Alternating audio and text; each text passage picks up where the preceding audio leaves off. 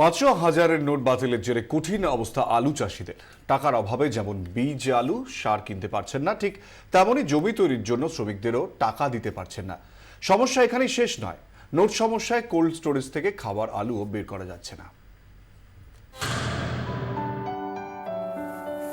অঘ্রাণ পড়ে গেছে, পাকা ধান কাটা হলেই বোনা হবে আলুর বীজ।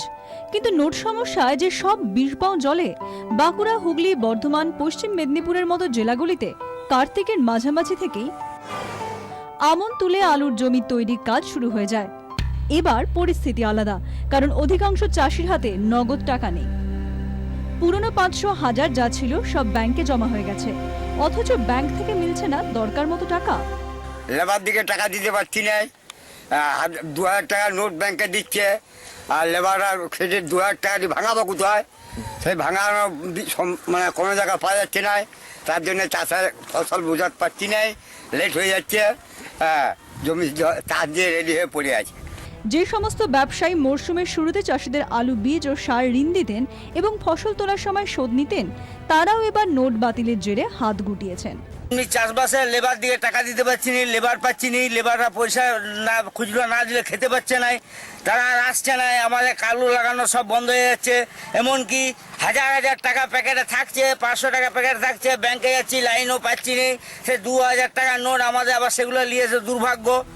হুগলির প্রায় 80,000 হেক্টর জমিতে এবার আলু চাষের লক্ষ্যমাত্রা ঠিক করা হয়েছিল, কিন্তু এখনো পর্যন্ত 5% জমিতেও আলু বসানোর কাজ হয়নি। পাঞ্জাব থেকে বীজ এলেও নোট সমস্যায় বীজ কিনতে পারছেন না চাষিরা। ধান কাটা হচ্ছে না, বা ধান তুলবো সে পয়সা পাচ্ছি না, স্টোর থেকে আলু বার করবো যে 500,000 টাকা নোট নিচ্ছে না, স্টোরেও আলু পড়ে আছে। সার কিনতে যাচ্ছি, সেখানেও 500,000 নিচ্ছে না, সারও কিনতে পারছি না। শুধু পাঞ্জাবের বীজ নয়, কোল্ড স্টোরেজেও বীজ রাখেন স্থানীয় চাষিরা, কিন্তু নোটের অভাবে সেই বীজও বের করা সম্ভব হচ্ছে না। ডেট নিতে চাইছে, আমরা তো পয়সা টাকা জমা দেবে, তারপরে সে মালটা ডেলিভারি পাবে। পয়সা না থাকার দরুন মাল ডেলিভারি দিতে চাষি সময় মতো মাল পাচ্ছে না, নিতে পারছে না চাষি।